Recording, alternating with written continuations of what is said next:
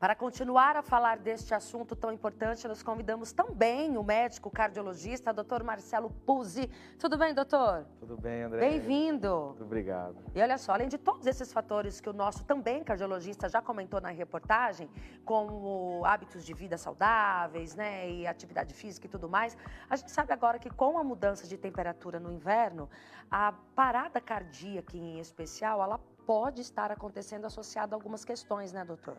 Exatamente, a gente tem que tomar muito cuidado, porque essas mudanças bruscas de temperatura causam algumas alterações hormonais e também neurológicas. Olha isso. E essas alterações fazem com que o nosso coração ele fique, às vezes, sobrecarregado e, às vezes, até o batimento fica diferenciado, com algumas arritmias, levando até o paciente à parada cardiorrespiratória. Ô, doutor, e isso tem relação com a pessoa que já tem uma predisposição a alguma doença ou pode acontecer com qualquer pessoa? Sim.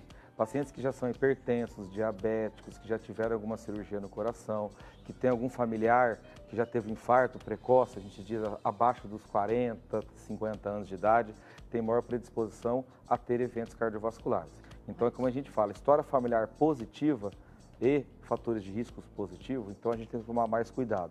Então, por isso que a gente fala, pacientes idosos, acima dos 75, hoje 65, quando a gente não é mais idoso, né? É, porque agora os hábitos de vida né, fizeram com que... Hoje, 75 anos, 85 anos, as pessoas têm que tomar muito cuidado com o inverno e se agasalhar bastante, porque essa mudança de temperatura, às vezes você está de manhãzinha bem frio, à tarde está bem calor, e às vezes a madrugada faz um frio maior ainda, e no orvalho ainda, você acaba não percebendo, mas você acaba ficando molhado. Isso faz com que a gente libere muita adrenalina no nosso corpo para tentar deixar o corpo mais aquecido. E essa adrenalina faz com que o nosso coração bata mais rápido, os vasos façam vasoconstrição nos vasos do coração. Isso pode levar até mesmo naquelas plaquinhas de gordura que não tinham motivo de elas causarem problemas maiores, aquelas placas de gorduras podem romper e levar ao infarto, que é o entupimento do vaso e o paciente ter algum caso mais grave. Vamos no ao vivo no 3027-9622, vai perguntando pra gente no WhatsApp, que a gente está aqui para tirar as dúvidas em relação a este assunto. Vamos à primeira pergunta que chegou pra gente, que é da Patrícia Lima.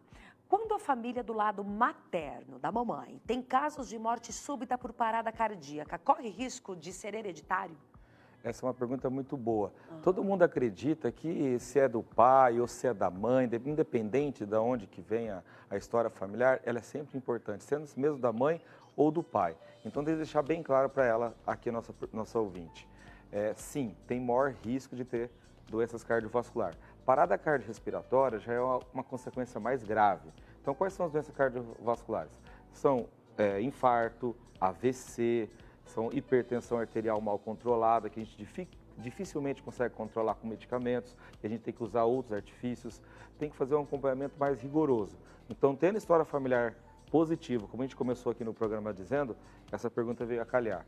Não só da mãe, mas também do pai. Pode sim ter risco de parada cardiorrespiratória mais para frente. Enquanto a gente se organiza para mais perguntas que está chegando para a gente, vamos explicar qual é o procedimento que às vezes a gente pode estar fazendo, doutor, até a ajuda do socorro chegar, porque obviamente em qualquer circunstância chame imediatamente o pronto atendimento, né, o SAMU, para poder ajudar. Mas qual o procedimento para quem está sofrendo uma parada cardíaca? Às vezes um companheiro, um cônjuge que está do lado. Pode falar.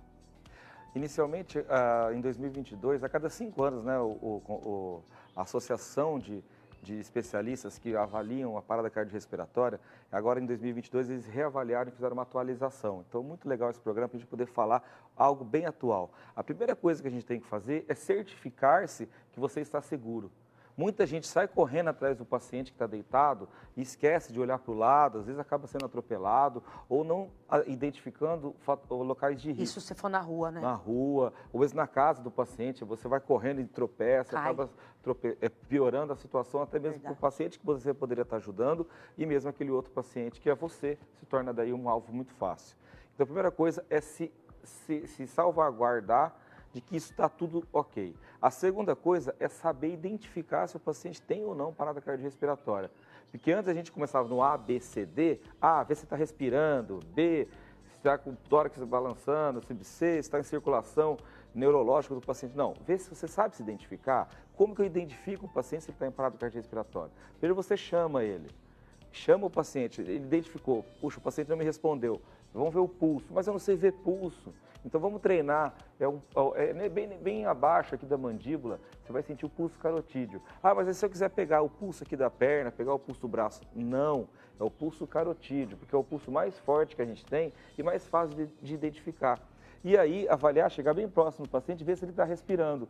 Com a sua própria face, ao lado do paciente, você sente se ele está respirando ou não. Então, essa identificação se o paciente tem parada cardiorrespiratória é muito importante. Então, primeiro, se resguardar se está tudo seguro ao seu redor e junto com o paciente também, porque você também não pode fazer nada de ruim para você, porque você não consegue ajudar o paciente. Segundo, ter a certeza que ele está em parada cardiorrespiratória. A terceira coisa, não seja um grande herói. Pegue o telefone e liga para o 911. O médico do outro lado, a enfermeira, o emergencista, deixe no viva voz, coloca ali e fala, o que eu devo fazer aqui agora, quando tem um paciente com parada cardiorrespiratória? O SAMU vai poder te orientar com maior destreza, faça tal, faça isso, faça aquilo.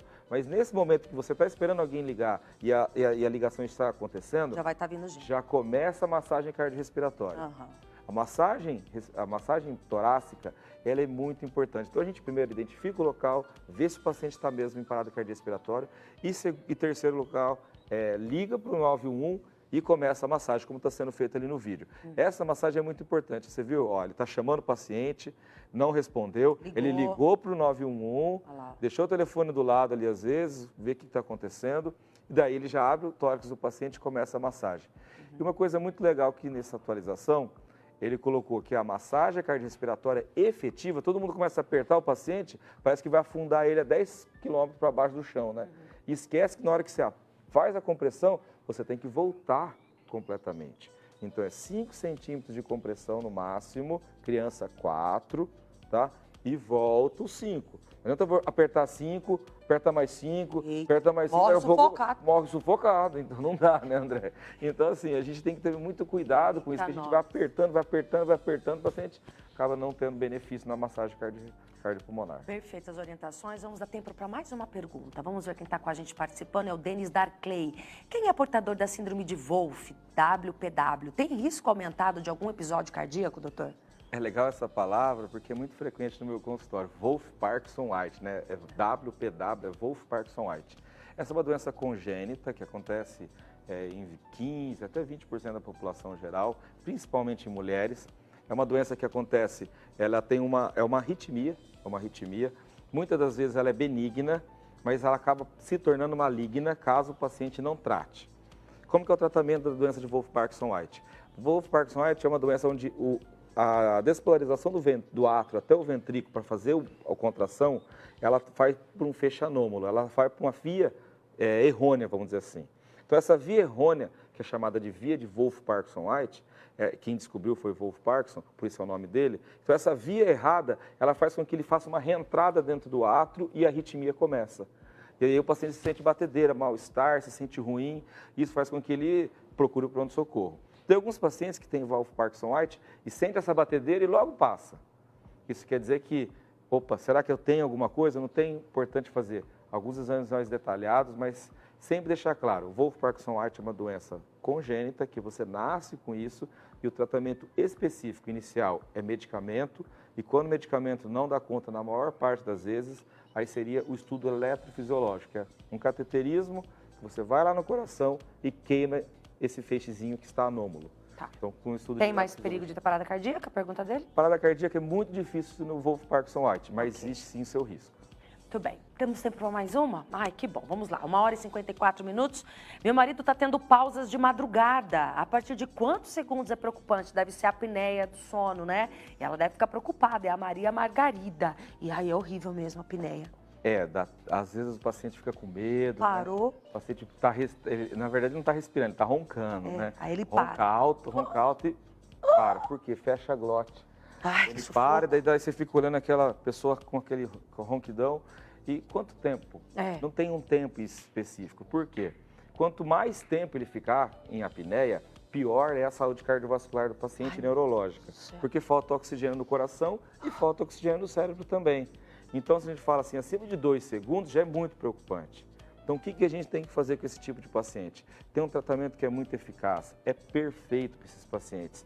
Porque esses pacientes têm essas paradas de respiração, elas vão tendo hipertensão, elas acabam tendo arritmia, elas tendo morte súbita. Então, qual que é o tratamento?